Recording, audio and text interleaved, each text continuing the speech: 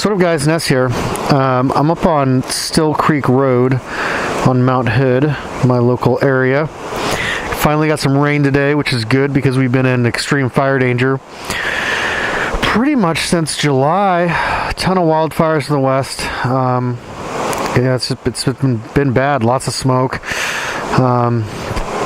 Lots of people losing their homes and getting displaced, and you know, just bad situation all the way around. But the rain is here, and I'm going to be here for a week, so I think we might be getting out of it. So decided to do a quick little walk around here of my brand new 2018 KTM 500 EXC-F. I haven't done a whole lot to it yet. I have some parts at home. But one thing I did do is I added this grab bar, which is pretty nice. Super easy to install. And got rid of the ugly mirrors and threw on a MSR mirror that I've kind of jimmy rigged it here with the what is it, X-clamp system or something like that. I forget. Oh, it's not X-clamp, it's something else, damn it, but it's this ball and joint system. That X-grip, is that right? I think it's the X-grip system. Anyways, so I have some new gearing at home that I'm going to throw on here in the next couple weeks. Right now this is set up from the factory, and we're at a 13 tooth in the front and a 45 in the rear. Obviously that's okay for this, what I'm doing right here, but get on the trails and it's gonna suck. So I got primary drivetrain, primary drive sprockets. They're from Rocky Mountain ATV. I know I've complained about Rocky Mountain in the past, but thought I'd give them another chance. You know, they do good by some, you know, who knows. Just thought I'd give them, everybody deserves a second chance, right? So if you, the problem I had with them before is I bought some pants from them, the Battleborn pants, and they just burned on the zipper, and I can't even, I mean, they're almost unwearable now because they don't zip off anymore. But I give them another chance, and so I ordered a bunch of parts through them, plus I had a couple gift cards. So I'm gonna try their brand out. It was like half the price of DID and Renthal, and I know a lot of guys have already been saying, send it back, you're gonna, the only chain I've ever broken.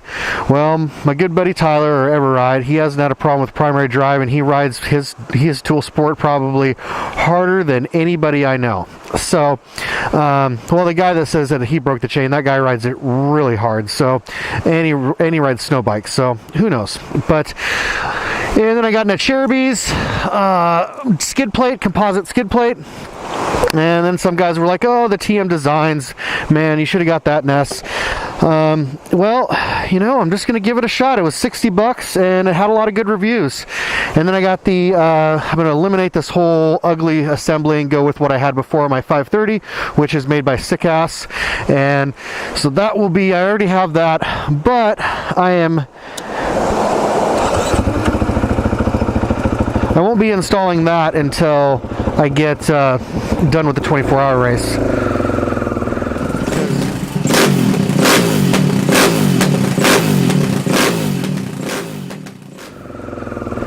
Because why, you know, I don't need it for the 24-hour race. So my plan is to remove the current rear fender assembly and then kind of just tidy up the wires, maybe tape and glue them up underneath the fender, protect them, the wiring harness, and then just run a naked rear fender for the 24-hour race. And then after the 24-hour race, I'll go ahead and install the Sick Ass rear fender. So, and then I've been going back and forth on handguards. Like, you know, I don't know. I know that these are not wraparound. They seem pretty, you know, KTM's really done a better job on it from handguards from the factory.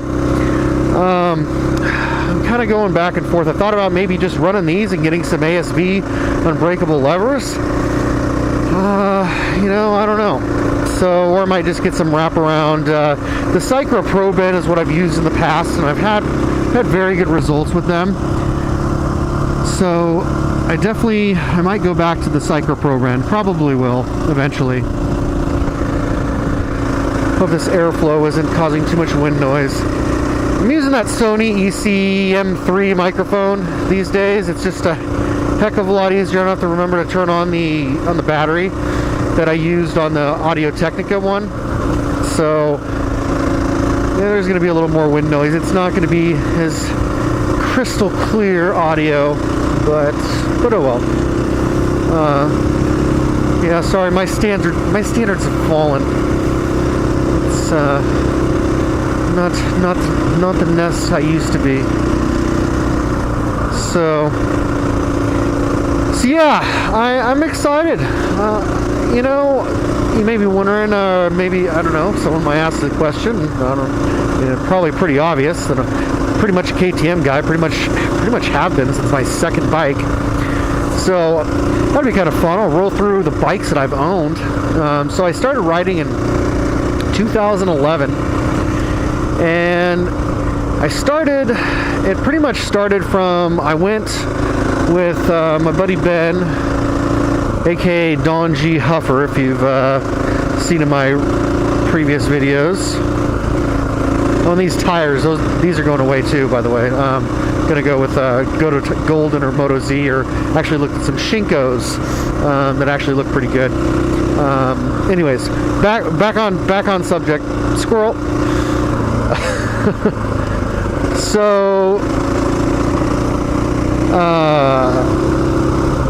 yeah, so I started riding in 2011, and I went on a trip with my buddy Ben, and he and his brother and another guy, Dave, and our buddy Travis, I think, was there too. Anyways, kind of old high school group of friends, old school friends I've had for a long time. Good guys.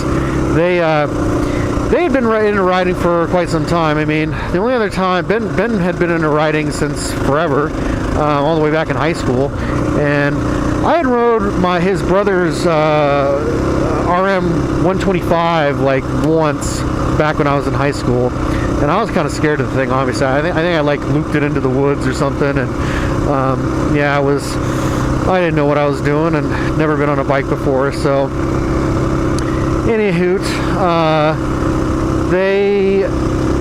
we went on this trip just to go camping and try out my old camper van. And they brought Ben's wife Kelsey as a quad, and so they put Emily on my wife Emily. She wasn't my wife at the time. We'd been together for like a couple of years. Put her on a quad, and she like fell in love with it.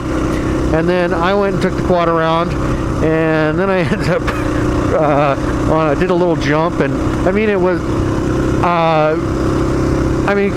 obviously probably ready to give, but it just so happened to give and break the counter shaft when I jumped something. So anyways, no big deal though. I ended up, that was my first like maintenance job on anything. No clue what I'm doing. Split the cases, took apart the transmission, put the new counter shaft in, and then it didn't run. But actually, when our buddy Sean in the group, Sean MacDonald, he a resident mechanic of the group, he actually said I put it together right, so it was something else. So that was kind of cool. I don't know how I did that. But anyways, after that trip, we both decided to get into riding dirt bikes. And so we bought Emily a DRZ 100, and bought was it a DRZ 125? Yeah, DRZ 125, 4-stroke. And then I got a TTR 250 or 225, excuse me, TTR 225, and that was dubbed the Titty Bar, and that's what I learned to ride on over at my buddy Marty's place. I took it over there, and we went out to a few trail systems. Like I think went out to Tillamook once and Brown's Camp area. Just did some easy stuff, and I beat the crap out of that bike. I rode that thing really hard for like a couple months or so. And I mean, I think I rode that bike like 3 times a week, it seemed like, just learning as much as I can from like May until July. So only a couple months, I guess. And then I wanted to get something a little more pep, a little lighter, and so I got a KTM 200 EXC 2-stroke. And all my buddies are kind of going the 2-stroke way, so that was my second bike. And I had a ton of problems with that bike. It actually should have been it was well taken care of in the way that it wasn't like crashed a bunch and put through the ringer and abused on the trail. It was really clean, but it was not taken care of in the fact that it was strapped down inside of a trailer for several years and not in a temperature controlled environment. And so the fork seals were shot. I had water pump failed on me. Had to have the cases split, new gaskets, and have the engine cleaned out. And so I ended up spending a bunch of money getting that thing fixed, and I just kept on having issues with the bike. But I loved the way the bike rode. And then I ended up buying Joey's YZ250, and that bike was a great bike. That was a bike I should have never sold, but I did to get a computer so I could make better videos, which I don't make anymore. And a camera to make better videos, which I don't make anymore. So after that, though, throughout the years, I ended up trading. I had a Jeep Wrangler for a while, and then the Jeep Wrangler, get out of that center crap, kind of loose. After we bought my parents' place out in Sandy up on the mountain, I was living in Portland for a while, but the commute was long and the winters are cold, and my Jeep had a soft top, and it was not a very comfortable ride. I had it lifted and 33s. Great rig, loved the thing, especially in the summertime, and going down the beach on the sand and doing some off-roading with it. But yeah, it was not the rig to commute on 30 miles each way. So I ended up getting a truck and got rid of the Jeep and traded it for made this trade for this junker old Toyota and a 2004 KTM 450. And that KTM 450 was, I think, probably one of the first bikes I ever had in one of my videos back in the day. What was the name of that video? It was like Live Life or something like that in 2 parts, and I think that was my first real motovlog, and I cussed up a storm and sounded like a complete idiot, but I think the message was valid. Basically the message was to just, go out and have fun. You only get to live once. If you want to do something, just do it. So, that bike was a great bike. It started first kick every time. Ended up selling that truck for a CRF 250R, and then ended up trading the CRF 250R with a little bit of money for a 2007 KTM 450 SXF with the license plate. That bike Sean and I tried to shoehorn that bike into being a proper dual sport. And I've realized throughout the years that shoehorning just, even though that's what we used to, do with taking MX bikes off-road, is shoehorning them to do what we want. That's fine on a 2-stroke MX bike. They do fine off-road, but for a dual sport, no, it just doesn't work. Never really got electrical gremlins taken care of. It was a trip I went on to Victoria with Kim, ride Victoria, and then it died constantly, and I had to constantly jump the thing on this gnarly trials trail down to Nikki's Nest. We did that ride with Legion of Old Motors. But I learned a lot from that bike, and you're probably thinking to yourself, okay, so you've had 3 KTMs at this point, and only one of them was a good bike. Yeah, that's pretty much correct. Yeah, go ahead, keep your comment type in there, And so, anyways, that bike I ended up selling. Got a good price for it, actually. I think I sold that bike for like $4,800. And then was able to trade a CRF 250R, a newer one that I had bought brand new for Emily, but it had Kurt rode it in Moab, minute stop, and man, that thing, those old Unicams, the valve clearances were so tight that it was just, it was a nightmare to try to kick that bike over. I adjusted the valves I don't know how many times on that fucking thing, and so I traded that bike for my KTM 530, which I had for a good, let's see, 4 years. I had that bike, and it treated me really well. The only time I ever had issue with that bike is when it was something dumb that I did, like putting Magura clutch blood in a Brembo brake system before an OBDR. And that's just because my old SXF had used Magura clutch blood, and the bike was brand new to me, and I just didn't think. So yeah, and then I sold the 530. But you know, I'm familiar with KTM. I like, these 500s now are basically just the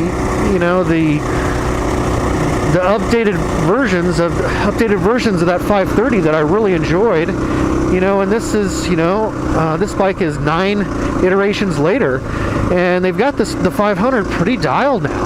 Like, from all the reviews I can tell, and I just wanted, so I think it's going to be a very reliable and solid machine for me, and it's going to do everything I want to. Not everything I want to do, but it's it's not going to be the best in the tight stuff because it's still a heavier bike. But man, at least I can go on road. Should probably wipe you guys off here. Where are you? Oh, there you are.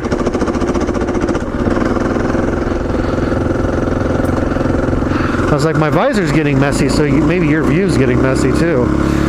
Getting messy, Nessie. Come on, clean us off. So anyways, that's why I chose to get the KTM, because it was a good deal at the time. I had dealt with the shop that before, and the manager there, the sales manager. So they're very supportive of the moto community up here. I probably would have bought from CC, tell you the truth, if they had KTM 500 in stock, but they didn't. They were out, and Power Motorsports had them, and they support Joey and all of his motocross adventures, and along with a lot of other people here in the Northwest motocross community, especially. So yeah, it was a good deal. I'm familiar with KTM, and I already own all the orange stuff. So I mean, come on, if I go if I get another brand, I'm gonna have to change my giant loop bag, change all this stuff, or it'll just look really bad. I just won't look as legit. Gotta look legit. Anyways, right now, today, last weekend and today, they're doing this Honda 450L rally up in Packwood. And I see a bunch of old El Jefe from CDSR is up there, and the Wolf Enduro guys are up there, and Pacific Northwest Dual Sport guys are up there. So what my question is, why, and I was going to say why in the F, but why in the heck was Tyler Everride not invited to such a rally? They want guys with influence in the motorcycle community. I mean, they invited that, which I learned today, talking to a friend, this Wrangler Star guy, which is, I had never even heard of him, got 1 million subscribers on modern homesteading. I don't know. Actually, I watched a couple of his videos. He seems like an okay dude. Doesn't, I don't know. I don't really know enough to form any opinion on him, but definitely not into riding, but he's got I guess he's got the social media pull. But Tyler, or Everride, is a very, I think companies are underrating him and his influence in the dual sport community. I mean, for one, the guy has been doing it longer than anybody else. When we made our little dual sport motovlogger crew, this was before Pacific Northwest Dual Sport. It was before Dual Sport Life. It was before we were before California Dual Sport Riders. I believe he joined our, he kind of was doing YouTube videos first with us. Not much before. He came kind of right in there, I think. And I love El Jefe, so if I'm wrong, El Jefe, point it out in the comments and correct me. I